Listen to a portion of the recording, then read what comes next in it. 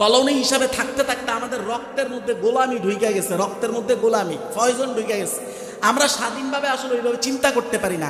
আমরা এটাও চিন্তা করতে পারি না যে আমরাও এই পৃথিবীতে এককভাবে শক্তিশালী একটা জাতি ছিলাম, সামনেও এটা হওয়া সম্ভব। এটা আমরা অনেক মুসলমান চিন্তাই করতে পারে না। এমনকি আমার মুসলমান এত অ্যাডভান্স, তারা এখন ইসলামকে সব ক্ষেত্রে সমাধানও মনে করে না। কেউ যদি কোনো ক্ষেত্রে ইসলামকে সমাধান না মনে করে, সে কি মুসলমান রয়েছে না বের হয়ে গেছে? আর বাকিরা মনে করে যে অন্তত ইহুদি খ্রিস্টানের শক্তির সাথে সমন্বয় করেই আমাকে শক্তিশালী হতে হবে। একটা কথা আজকে যাই না রাখেন, চমৎকার বিষয়, যেটা আমিও খুব আগে এটা এইভাবে জানতাম না। মুসলমান শক্তিশালী হওয়ার মাধ্যম হলো একটা, কয়টা? কিন্তু ইহুদিরা শক্তিশালী হওয়ার মাধ্যম আল্লাহ 1500 বছর আগে দিয়ে রাখছে দুইটা, কয়টা? সবাই বলবেন কয়টা? একটা মাধ্যম হলো স্থায়ী, আরেকটা হলো অস্থায়ী। একটা মাধ্যম স্থায়ী, আরেকটা আসেন আয়াতে আসেন, সূরা আলে ইমরান আয়াত নং 112 আল্লাহ বলেন, দুরিবাত আলাইহিমুদ দিল্লাতু আইনামা সুকিফু, ইহুদিদেরকে যেখানেই পাওয়া যাবে আল্লাহ বলেন তাদের উপর আমি লানত, আমি জিল্লতি, আমি অপমান চাপাইয়া দিছি। তাদের উপর অপমান চাপাইছেন কে? আল্লাহ। কিন্তু এই অপমান থেকে বের হওয়ার রাস্তা হলো তাদের দুইটা, কয়টা? একটা আল্লাহ বলেন ইল্লা বিহাবিলিল্লাহ, একটা হলো আল্লাহর অঙ্গীকার পূরণ করা। আল্লাহর কি পূরণ করা? অঙ্গীকার। অঙ্গীকার পূরণ করার অর্থ হলো মুহাম্মদুর রাসূলুল্লাহকে মেনে এই দিন শরীয়তকে অ্যাকসেপ্ট করা।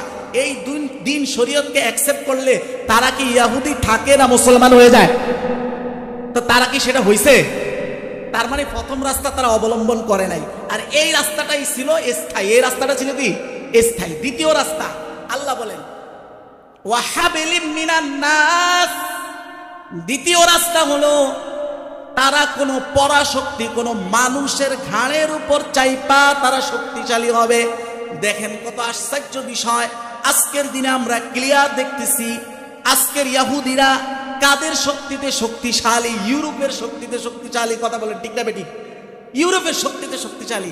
আর এই কথা আল্লাহ 1500 বছর আগে বলে রাখছে কোরআনে যে হ্যাঁ আরেকটা রাস্তা আছে, সেটা হলো মানুষের সাথে চুক্তি করে, অর্থাৎ কোন পরাশক্তির শক্তিতে তারা শক্তিশালী হবে। আসলে ইতিহাস থেকে দেখা যায় ইহুদিরা এককভাবে জাতি হিসাবে কখনোই শক্তিশালী হইতে পারে নাই, কারো না কারো সাপোর্ট ছাড়া। আর আল্লাহ এই কথা 1500 বছর আগে বলে রাখছেন। বলেন আল্লাহু আকবার। চিন্তা করেন আপনি। তবে এটা অস্থায়ী, তবে এই পথ কি? অস্থায়ী। কিভাবে শেষ হবে এটাও বলবো যদি সময় থাকে। দেখেন আমাদের জন্য পথ ভাই কয়টা? কথা সবাই বলেন এক, কয়টা? একটা। সেটা হলো আল্লাহর অঙ্গীকার পূরণ করা।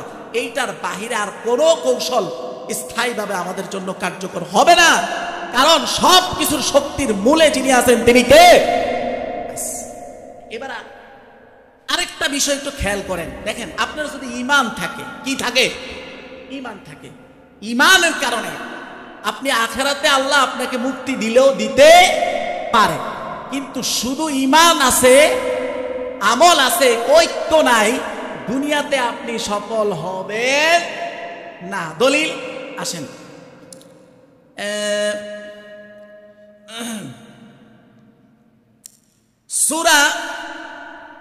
সূরা আনফাল, হ্যাঁ সূরা আনফাল আয়াত নং 46 আল্লাহ তাআলা বলেন ওয়া আতিউল্লাহ ওয়া রাসূলাহু ওয়া লা তানাযাউ।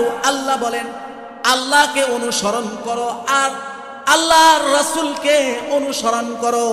আপনি যদি আল্লাহ এবং তার রাসূলকে পরিপূর্ণ অনুসরণ করেন তাহলে আপনি একজন পরিপূর্ণ মুমিন। পরিপূর্ণ কি?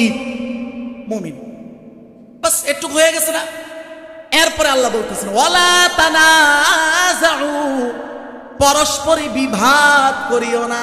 বলে আমরা মুমিন হইলাম আল্লাহ আল্লাহর রাসূলকে অনুসরণ করে, এবার যদি ঐক্য নষ্ট হয় তাহলে কি হবে? আল্লাহ বলেন আল্লাহকে অনুসরণ করেছো, আল্লাহর রাসূলকে অনুসরণ করেছো, কিন্তু নিজেদের মধ্যে ঐক্য বিনষ্ট করেছো। আল্লাহ বলে ফাতাফশালু, ঈমান থাকার পরেও দুনিয়াতে অসফল হবা। এই কথা যিনি বলেছেন তিনি কে? দুনিয়াতে অসফল। আল্লাহ বলেন ফাতাফশালু ওয়া তাযহাবা রিহুকুম, আর ঈমান থাকা সত্ত্বেও দুনিয়াতে তোমাদের কোনো মর্যাদা থাকবে না। আজকের দুনিয়াতে মুসলমানের ওই রকম কোনো মর্যাদা আছে? কথা বলেন, আছে? নাই, বেল নেই কোনো। এই যে আয়াত, এই যে আপনার সামনে আয়াত। আরো চমৎকার একটা কথা বলি, দেখেন কোরআনের যত আয়াতে মুমিনের জন্য দুনিয়ার সফলতার কথা বলা হয়েছে বা দুনিয়া আখিরাত দুইটা একসাথে বলা হয়েছে, এইরকম কোন আয়াত আল্লাহ এক বচনে, মানে মুমিন তুমি দুনিয়াতে সফল হইবা এরকম এক বচনে বলে নাই। সবগুলো বলেছে বহু বছরে। কয় বছরে? বহু বছরে, এক বছরে বলে নাই। দেখেন একটা প্রমাণ দেই, সূরা আলে ইমরান আয়াত নং 139 নং আয়াত। আল্লাহ বলছেন ওয়ালা তাকিনু ওয়ালা তাহজানু ওয়া আনতুমুল আ'লাউনা, হে মুমিন তোমরা হীনমন্য হয়ো না, দুঃখিত হয়ো না, কারণ একদিন আসবে যদি আমার দেয়া অঙ্গীকারকে পূরণ করো তোমরাই বিজয়ী হবা। কারা বিজয়ী হবে? তোমরাই। এখন দেখেন এখানে কি আল্লাহ বলছে হে মুমিন তুমি বিজয় হবে না তোমরা?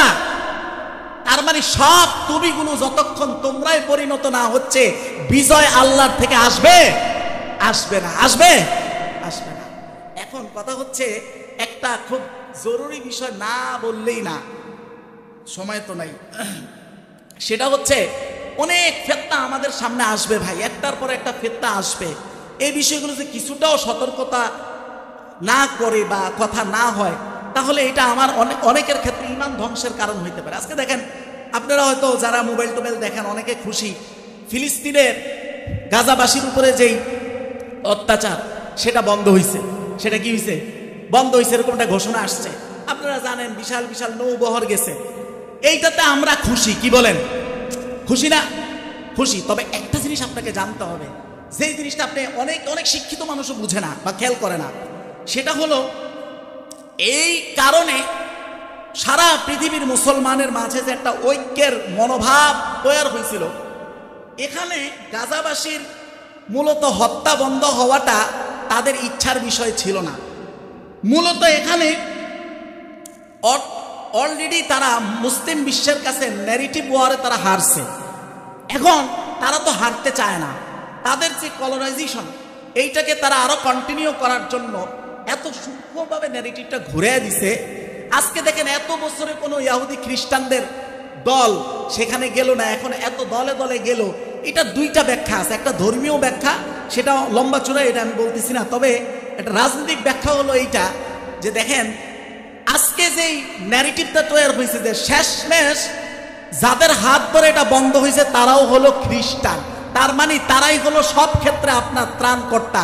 আসলে কি তাদের মাধ্যমে আমাদের কখনো স্থায়ী কোনো সমাধান আসবে? আসবে না। কিন্তু তারা অলরেডি যে এই ন্যারেটিভটা তৈরি করলো, হতে পারে এইটার কারণেও মুসলিম বিশ্বের যেটা ঐক্যের মনোভাব এটা আরো অর্ধ শতাব্দী পিছিয়ে যাবে, আরো অর্ধ শতাব্দী পিছিয়ে যাবে। আর আলহামদুলিল্লাহ আমরা এটার পক্ষে খুশি যে অন্তত আপাততর জন্য হলেও তো এই জিনিসটা বন্ধ হয়েছে বলে আমরা সংবাদ পাচ্ছি, সঠিক জানি না। তবে আপনাকে একটা কথা মাথায় রাখতেই হবে, সেটা হলো এই যে এতক্ষণ আপনি শুনছেন আল্লাহর অঙ্গীকার পূরণ করা ছাড়া ইহুদিদের জন্য রাস্তা দুইটা, কিন্তু আমাদের জন্য রাস্তা কয়টা? একটা মাত্র। আপনারা শুনছেন। শেষ একটা কথা বলি, এই গণহত্যা বন্ধ হয় নাই, যেটা আপনারা দেখতেছেন এটা যদি 100 বছরে স্থায়ী হয় আপনার বিশ্বাস রাখতে হবে এটা ফিরে আসবে এবং ভয়ঙ্কর রূপে ফিরে আসবে। তারা যেটা করছে এইটা তাদের ন্যারেটিভ ওয়ার্কিং এর জন্য করছে, এটা আপনাকে বুঝতে হবে। আরেকটা ব্যাখ্যা ধর্মীয় দিক থেকে আছে, এটা বলতে সময় লেগে যাবে। শেষ কথা যেটা বলবো, রসুলের ওই হাদিসটা মাথায় রাখবেন যেখানে রসুল বলেছে একটা সময় এমন আসবে এই ইহুদিদেরকে মুসলমানরা ইহুদিদের বিরুদ্ধে এমন যুদ্ধ করবে, তখন তারা কোনো গাছ এবং পাথরের পিছনেও যদি পলায়ন করে আল্লাহ ওই পাথর এবং গাছের জবান খুলে দিবে, গাছ এবং পাথর চিৎকার করে বলবে আমার পিছু ইহুদি, হে মুসলিম তুমি আসো এবং তাকে হত্যা করো। এই হাদিসের ব্যাখ্যায় বহু উলামায়ে কেরাম বলেছে তার মানে হলো তারা পৃথিবীতে এই পরিমাণ গণহত্যা চালাবে যে স্বয়ং প্রকৃতি তাদের বিরুদ্ধে চলে যাবে। বলে নাউজুবিল্লাহ, এই জিনিস হবে। এখন এই যে হাদিসটা, এটা কি এখনো হইছে? কথা বলেন, এটা এখনো হইছে, ঘটছে? তার মানে যেই গণহত্যা আপনি সেখানে দেখছেন এটা পুরা ওয়ার্ল্ড ব্যাপী হবে, এটা খুশি হওয়ার কিছু নাই। এজন্য আমার ঐক্য, আমার ঈমান সবকিছু আমাকে দেখতে হবে কোরআনের চশমা দ্বারা। আল্লাহ আমাদের সমস্ত ফিতনা থেকে আমাদের ঈমানকে হেফাজত করুন। সবাই পড়ি আল্লাহুম্মা আমিন। ওয়া আখির দাওয়া।